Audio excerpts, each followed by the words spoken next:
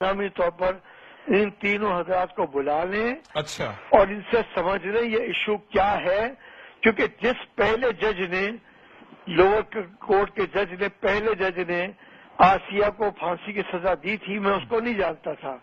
لیکن ایک مرتبہ میں مدینہ شریف میں مسجد نبوی میں بیٹھا ہوا تھا۔ اچھا وہ ایک آدمی مجھے بار بار غور سے دیکھ رہا تھا اور میرے سے ملنے نہیں آ رہا تھا۔ میں نے اس کو دور سے آواز دیا اور کہا السلام علیکم،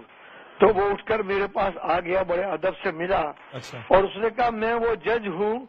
کہ جس نے اس آسیہ کو پھانسی کی سزا دی ہے۔ اچھا تو میں نے کہا آپ مسجد نبوی میں بیٹھے ہیں، وضو سے ہیں،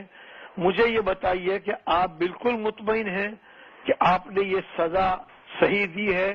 کسی دباؤ میں آئے بغیر دی ہے؟ بولا میرے ایمان کے تقاضے کو پورا کرنے کے لیے